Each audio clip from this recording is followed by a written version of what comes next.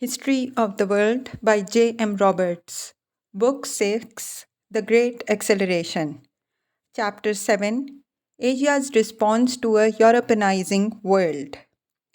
India was the largest single mass of non European population and territory under European rule in Asia, but to the southeast and in Indonesia, both part of the Indian cultural sphere, lay further imperial possessions.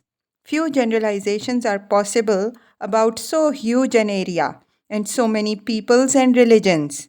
One negative fact was observable. In no other European possession in Asia was there such transformation before 1914 as in India, though in all of them modernization had begun the corrosion of local tradition. The forces which produced this were those which have already been noted at work elsewhere. European aggression, the example of Japan, and the diffusion of European culture. But the first and the last of these forces operated in the region for a shorter time before 1914 than in China and India. In 1880, most of mainland Southeast Asia was still ruled by native princes who were independent rulers, even if they had to make concessions in unequal treaties to European powers. In the following decade, this was rapidly changing by the British annexation of Burma and continuing French expansion in Indochina. The sultans of Malaya acquired British residents at their courts, who directed policy through the native administration, while the Straits settlements were ruled directly as a colony. By 1900, only Siam was left as an independent kingdom in the region, those of Indochina having succumbed to French imperialism. Cambodia and Laos had been shaped by religious and artistic influences flowing from India, but one of the countries of Indochina was much more closely linked to China by its culture. This was Vietnam. It had three parts: Tonkin in the north, Annam, its central area, and Cao Chi in the south. Vietnam had a long tradition of national identity and a history of national revolt against Chinese imperial rule. It is not surprising, therefore, that it was here that resistance to Europeanization was most marked. Europe's connections with Indochina had begun with 17th century Christian missionaries from France. One of them devised the first Romanization of the Vietnamese language, and it was the persecution of Christians which provided the excuse for a French expedition, briefly assisted by Spanish forces, to be sent there in the 1850s. There followed diplomatic conflict with China, which claimed sovereignty over the country. In 1863, the Emperor of Annam ceded part of Cao Chi under duress to the French. Cambodia, too, accepted a French protectorate. This was followed by further French advance and the arousing of Indo-Chinese resistance. In the 1870s, the French occupied the Red River Delta. Soon, other quarrels led to a war with China, the paramount power which confirmed the French grip on Indochina. In 1887, they set up an Indo-Chinese Union, which disguised a centralized regime behind a system of protectorates. Though this meant the preservation of native rulers, the Emperor of Annam, and the kings of Cambodia and Laos. The aim of French colonial policy was always assimilation. French culture was to be brought to new French subjects whose elites were to be Gallicized as the best way to promote modernization and civilization. The centralizing tendency of French administration soon made it clear that the formal structure of native government was a sham. Unwittingly, The French thus sapped local institutions without replacing them with others, enjoying the loyalty of the people. This was a dangerous course. There were also other important byproducts of the French presence. It brought with it, for example, French tariff policies, which was to slow down industrialization. This eventually led Indo-Chinese businessmen, like their Indian equivalents, to wonder in whose interests their country was run. Moreover, the conception of an Indochina, which was integrally a part of France and whose inhabitants should be turned into Frenchmen, also brought problems. The French administration had to grapple with the paradox that access to French education could lead to reflection on the inspiring motto to be found on official buildings and documents of the Third Republic: liberty, equality, and fraternity. Finally, French laws and notion of property broke down the structure of village landholding and threw power into the hands of moneylenders and landlords. With a growing population in the rice growing areas, this was to build up a revolutionary potential for the future. Japan and China provided catalysts for Indo-Chinese grievances embodied in these facts, and the legacy of traditional Vietnamese nationalism soon made itself felt. The Japanese victory over Russia led several young Vietnamese to go to Tokyo, where they met Sun Yat-sen and the Japanese sponsors of Asia for the Asians. After the Chinese Revolution of 1911, one of them organized a society for a Vietnamese republic. None of this much troubled the French, who were well able to contain such opposition before 1914, but it curiously paralleled conservative opposition to them among the Vietnamese Confucian scholar class. Though they opened a university in 1907, the French had to close it almost at once, and it remained closed until 1918 because of fears of unrest among the intellectuals. This important section of Vietnamese opinion was already deeply alienated by French rule within a couple of decades of its establishment. Further south, too, French history had already had an indirect impact in Indonesia. By the end of the 19th century, there were some 60 million Indonesians. Population pressure had not yet produced there the strains that were to come, but it was the largest group of non Europeans ruled by a European state outside India. Their ancestors had nearly 2 centuries of sometimes bitter experience of Dutch rule before the French Revolution led to the invasion of the United Provinces, the setting up of a new revolutionary republic there in 1795, and the dissolving of the Dutch East India Company, and soon afterwards, a British occupation of Java. The British troubled the waters by important changes in the revenue system. But there were also other influences now at work to stir up Indonesia. Though originally an outcropping of the Hindu civilization of India, it was also part of the Islamic world, with large numbers of at least nominal Muslims among its peoples and commercial ties with Arabia. In the early years of the 19th century, this had new importance. Indonesian pilgrims, some of them of birth and rank, went to Mecca and then sometimes went to Egypt and Turkey. There, they found themselves directly in touch with reforming ideas from further west. The instability of the situation was revealed when the Dutch returned and had, in 1825, to fight a Java war against a dissident prince which lasted 5 years. It damaged the island's finances so that the Dutch were constrained to introduce further changes. The result was an agricultural system which enforced the cultivation of crops for the government. The workings of this system led to grave exploitation of the peasant, which began in the later 19th century to awaken among Dutchmen an uneasiness about the conduct of their colonial government.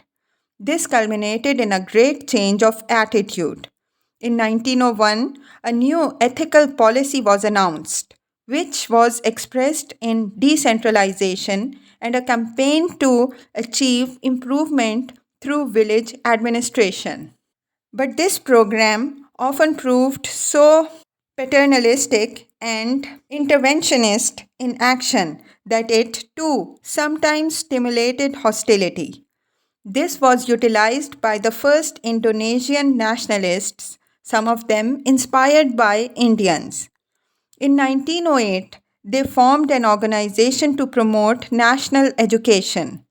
3 years later, an Islamic association appeared whose early activities were directed as much against Chinese traders as against the Dutch. By 1916, it had gone so far as to ask for self government while remaining in union with the Netherlands.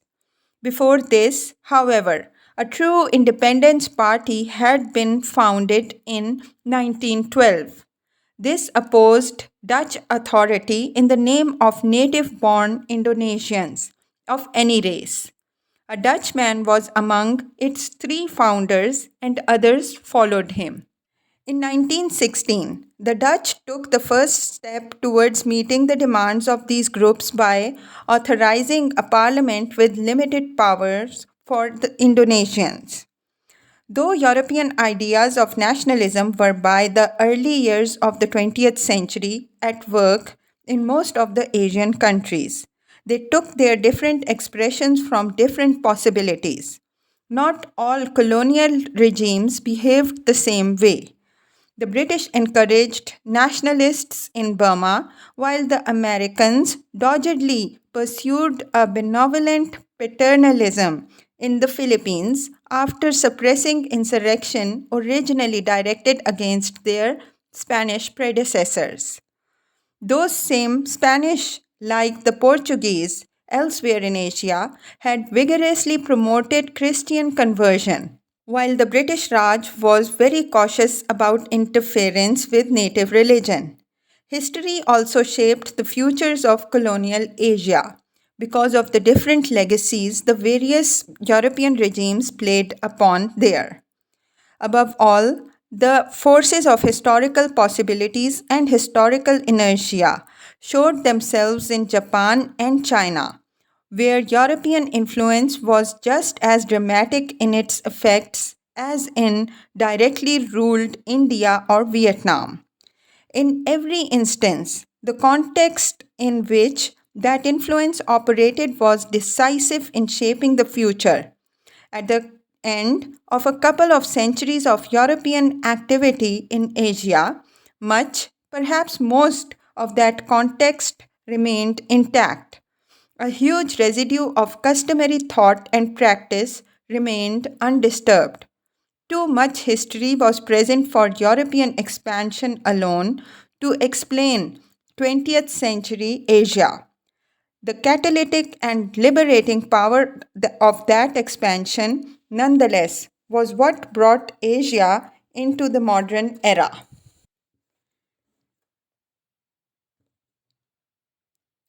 Book 7: The End of the Europeans' World. In 1900, Europeans could look back on two, perhaps 3 centuries of astonishing growth. Most of them would have said that it was growth for the better, that is, progress. Their history since the Middle Ages looked very much like a continuing advance to evidently worthwhile goals questioned by few. Whether the criteria were intellectual and scientific or material and economic, even if they were moral and aesthetic, some said, so persuasive was the gospel of progress. A look at their own past assured them that they were set on a progressive course, which meant that The world was set on a progressive course, for their civilization was now spread worldwide. What was more limitless advance seemed to lie ahead. Europeans showed in 1900 much the same confidence in continuing success of their culture of the Chinese elite had shown in theirs a century earlier. The past, they were sure, proved them right. Even so, a few did not feel so confident. They felt that the evidence could equally well imply a pessimistic conclusion, though there were far fewer pessimists than optimists. They numbered in their ranks men of acknowledged standing and powerful mind. Some of them argued that the civilization in which they had lived had yet to reveal its full self destructive potential and sensed that the time when it would do so might not be far away. Some of them saw a civilization more and more obviously drifting away from its moorings in religion and moral absolutes, carried along by the tides of materialism and barbarity, probably to complete disaster. As it turned out, neither optimists nor pessimists were wholly right, perhaps because their eyes were glued too firmly on what they thought were the characteristics of European civilization. They looked to its own inherent power, tendencies, or weaknesses for guidance about the future. Not many of them paid much attention to the way Europe was changing the world in which her own ascendancy had been built, and was thus to alter once again the balance between the major centers of civilization. Few looked further than Europe and Europe beyond the seas except the unbalanced cranks who fussed about Yarrow peril.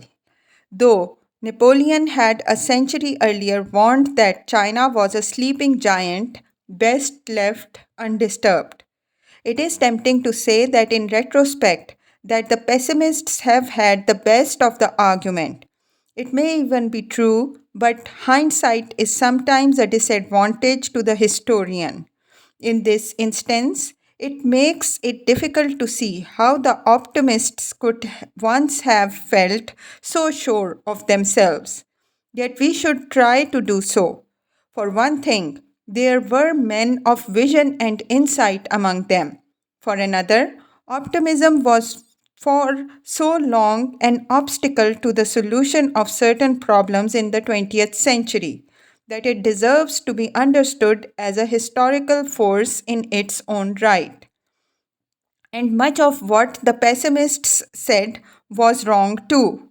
Appalling though the disasters of the 20th century were, they fell on societies more resilient than those shattered by lesser troubles in earlier times. And they were not always those feared nearly a century ago.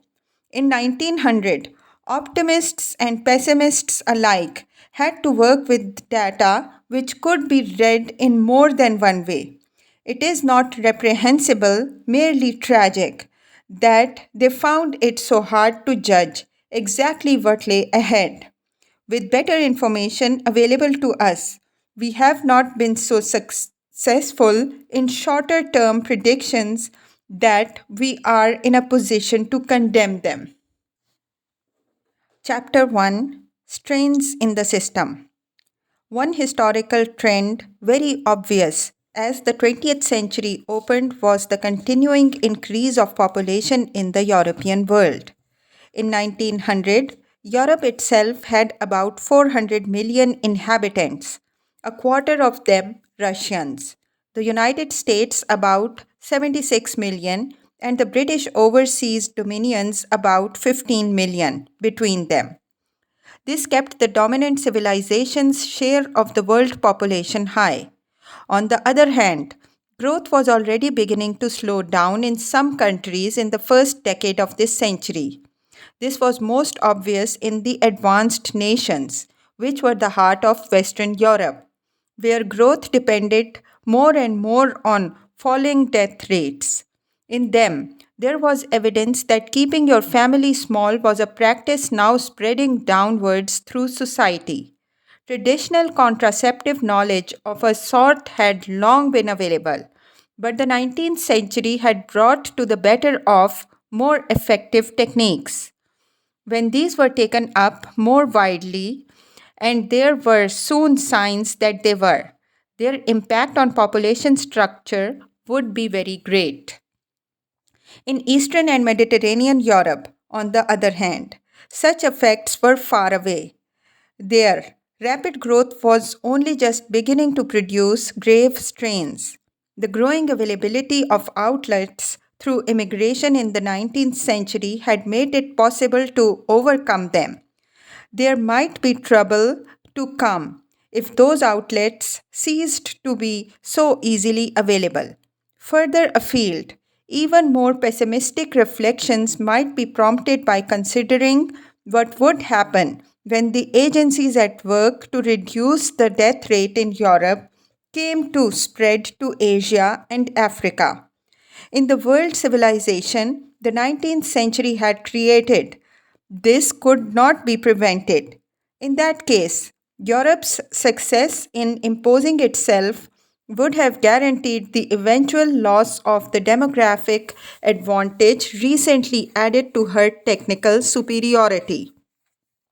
Worst still, the Malthusian crisis, once feared but lost to sight as the 19th century economic miracle removed the fear of overpopulation, might at last become a reality. It had been possible to set aside Malthus's warning because the 19th century brought about the greatest surge in wealth creation the world had ever known. Its sources lay in the industrialization of Europe, and the techniques underlying this growth were far from exhausted or compromised in 1900. There had not been a vast and accelerating flow of commodities available only in relatively tiny quantities a century before, but whole new ranges of goods had come into existence. Oil and electricity had joined coal, wood, wind, and water as sources of energy. A chemical industry existed which could not have been envisaged in 1800. Growing power and wealth had been used to tap seemingly inexhaustible natural resources, both agricultural and mineral, and not only in Europe. Its demand for raw materials changed the economies of other continents. The needs of the new electrical industry gave Brazil a brief rubber boom, but changed forever the history of Malaysia and Indochina. The daily life of millions changed too. Railways, electric trams, steamships, motor cars, and bicycles gave individuals a new control over their environment. They quickened travel from place to place and speeded up land transport for the first time since animals had been harnessed to cart thousands of years before. The overall result of such changes had been that in many countries, a growing population had been easily carried on an even faster growing production of wealth. Between 1870 and 1900, for example, Germany's output of pig iron increased sixfold, but her population rose only by about a third. In terms of consumption or of the services to which they had access, or in the enjoyment of better health, even the mass of the population in developed countries was much better off in 1900 than their predecessors 100 years before. This still left out people like the Russian or Andalusian peasants, though an assessment of their conditions is by no means easy to make, nor the result a foregone conclusion. But nonetheless, the way ahead looked promising even for them. Inasmuch as a key to prosperity had been found which could be made available to all countries. In spite of this cheerful picture, doubts could break in.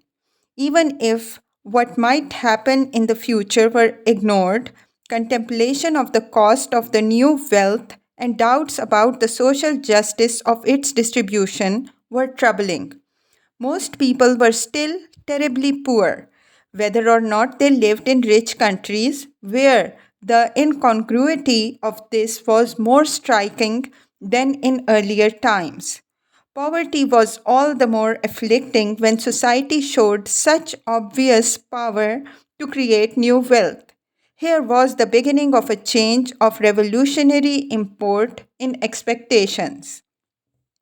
Another change in the way men thought about their condition arose over their power to get a livelihood at all.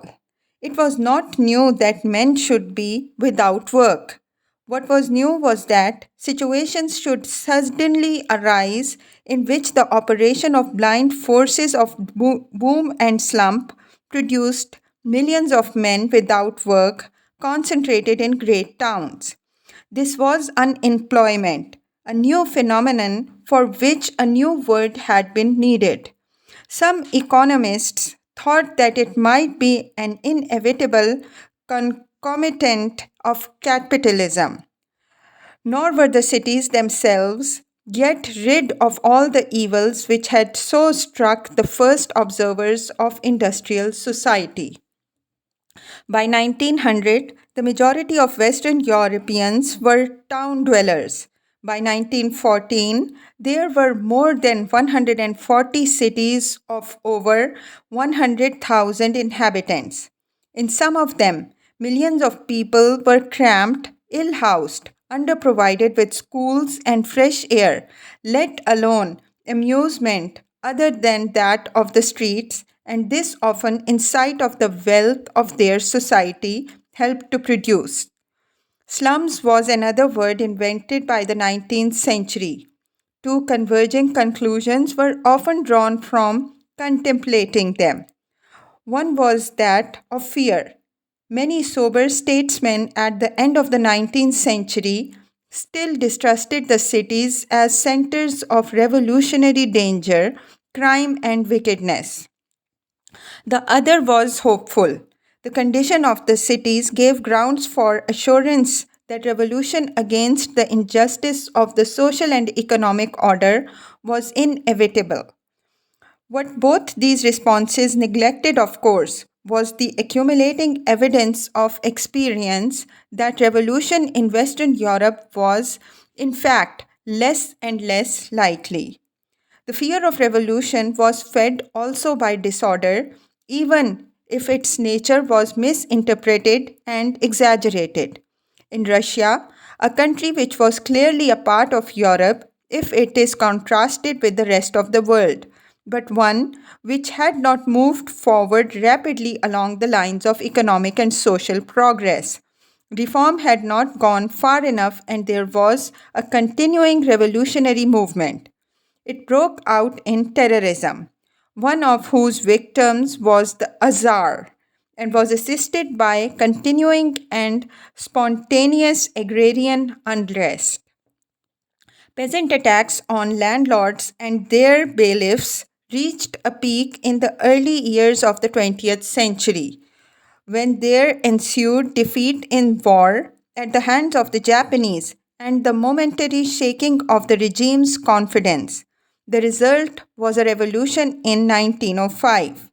Russia might be, and no doubt was, a special case, but Italy too had something that some observers thought of as barely contained revolution in 1898 and again in 1914. While one of the great cities of Spain, Barcelona, exploded into bloody street fighting in 1909.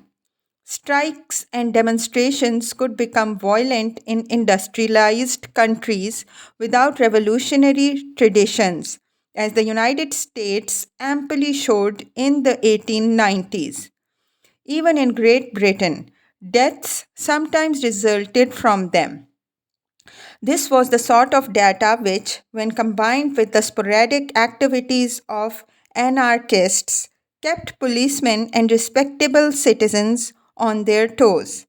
The anarchists specially succeeded in pressing themselves on public imagination. Their acts of terrorism and assassinations during the 1890s received wide publicity.